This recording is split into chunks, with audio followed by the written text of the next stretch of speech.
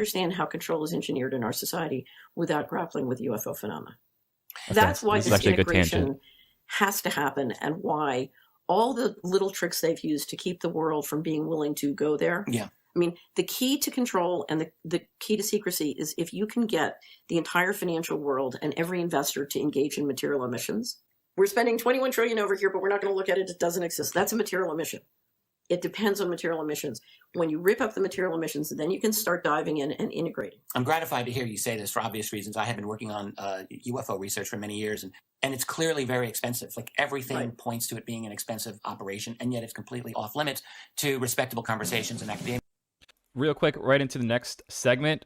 You know, a key thing she's hitting on here, though, is you need material emissions. So whether that's mainstream news outlets, whether that's people in powerful positions in the private and public sector, you need to have material emissions, meaning you literally are omitting critical material evidence and things that we're talking about. So as we said, you do need to have these key things in place for this to be pulled off. And it's critical for people to understand that. So they go, how could this ever be this way in the first place?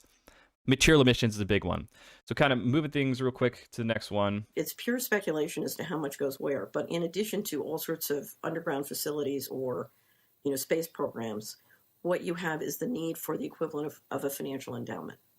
I think what I call the financial coup d'etat started in the early 90s, commensurate with globalization. Mm-hmm. And I believe the reason that it did was they decided that they needed to create very significant engineering capacity to help us become a multiplanetary civilization. In other words, the reason we globalized was so, in fact, we could quickly become a multiplanetary civilization.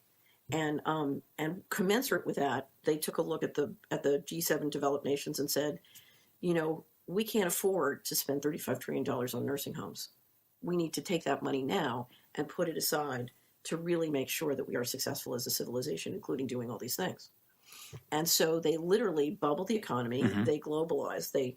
Because at that time you could get a fantastic engineer in Asia for $10,000 that would cost you $200,000 a year.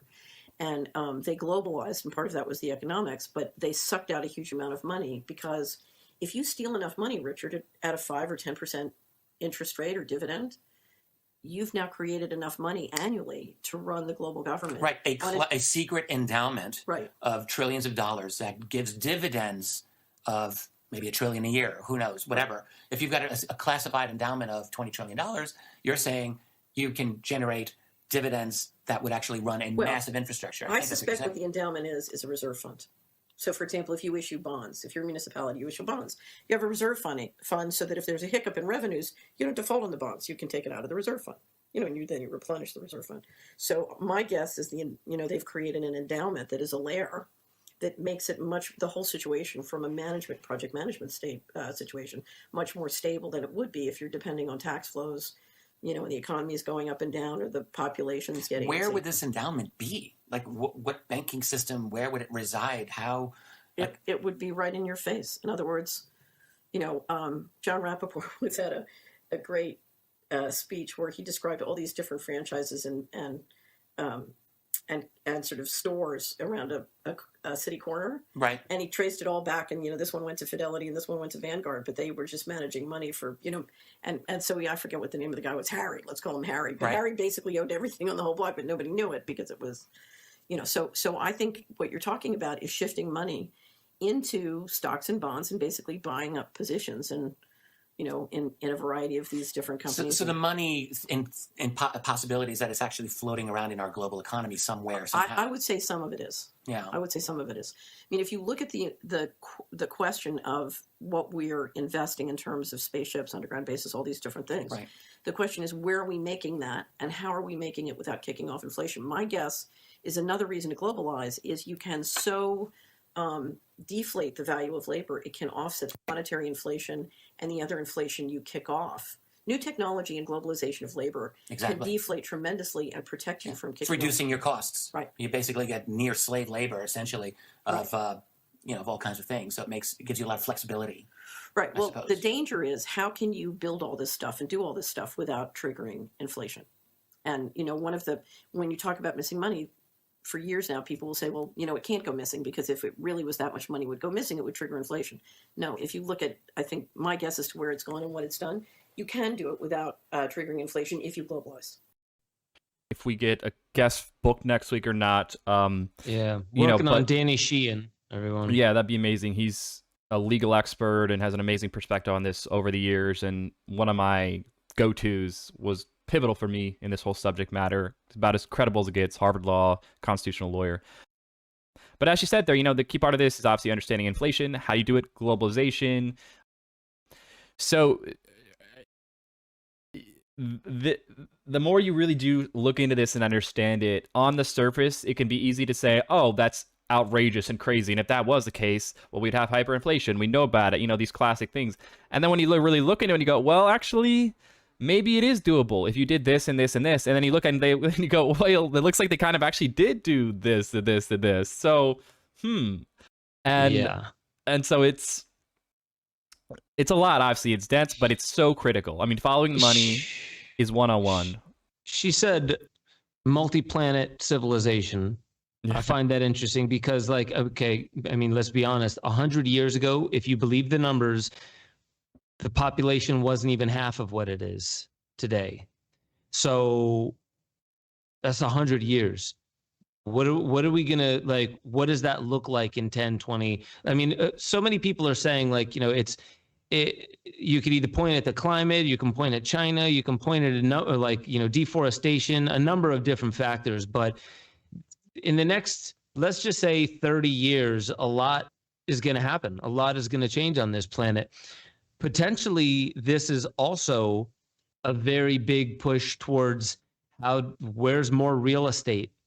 I don't 100%. I mean, I know we're talking about Mars. I don't know 100% how close, realistic, or whatever we are to that. Elon Musk says a matter of couple years. Mm-hmm. To me, that could be so ambitious. It could mean a couple decades or 50 years. Who the hell knows? Maybe never. Some people don't even believe in Mars. But I guess the main thing is when we're trying to figure out where did this money go, what is it in support of? I like the way she's looking at it because she's like, potentially it's not just 21 trillion cash. We're going to pay for a $21 trillion Tesla or something like that.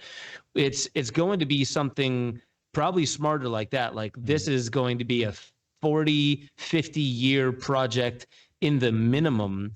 And we need to find a way to make that make sense that doesn't trigger inflation, but also doesn't raise a lot of red flags and can largely go if we maintain, control with the mainstream media. We'll just come up with an excuse and people will buy it because historically they do. Yeah. Critical mass always buys it because they just want to get along.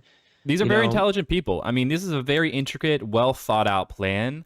And whether you like them or not, most of you probably don't like them, obviously, because it's very, messed up what they're doing. But you got to give them credit. This is pretty ingenious. This is some, Machiavellian, evil genius type stuff that, they bided their time. They didn't do it overnight. They were smart about when and how they played their hand and when they were more aggressive and not.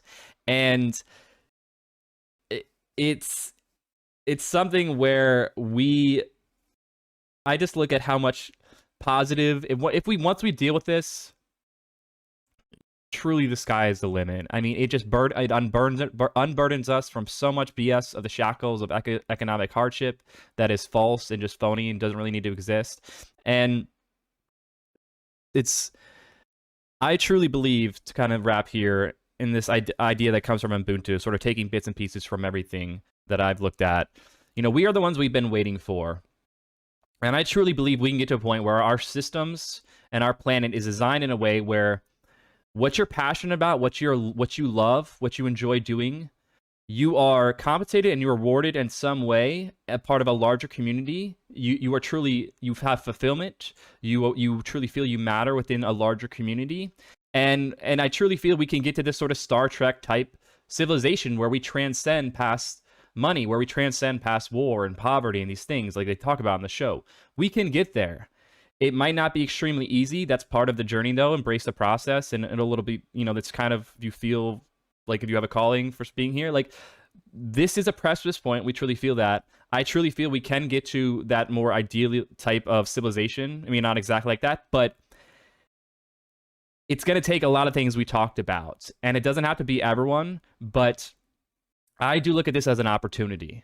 this is an opportunity for us to drop a lot of the BS that a lot of people are experiencing on a lot of levels and allow us to really be empowered and enter a new, basically it's an evolutionary leap. It's really that scale. It has to be. I mean, this Michio is that Kaku level. talks about what is like the, man, I'm forgetting the terms he uses for different stages of civilization. Right, type 1 and type 2 or yeah. So the different types. And like we're at that point, and I hear technologists talking about this all the time. Like there's a certain point where, you know, population density leads to more innovation, leads to higher organizational structures of the way people come together, exactly like it is. And it makes sense in those ways as well. And it always has some corruption in it, you know, the same level as to the people's input, input to that. Yeah. And so I guess like we really kind of showed like where we're at with population density on the planet. All the projections say this is where you become multiplanetary. Right. All the projections say. Yeah. And the interesting thing is, you know, at that point, it's like, I think you said it best, like know thyself. And it's really about this discernment, but not just discernment in the outer world, but discerning your own worth. What are we trusting? To trust what's coming. How could you? Do you want to trust what's coming? Because most people, they feel so scared. They don't think that they even want to trust what's coming. It's easier to just not trust and get burned again, like in relationships. It's easier to just become cynical. A cat lady than ever trust another man. And I don't say that tongue in cheek. I mean, like there's a lot of trauma there for people in not trusting what's coming in large scale change. They'll never trust it.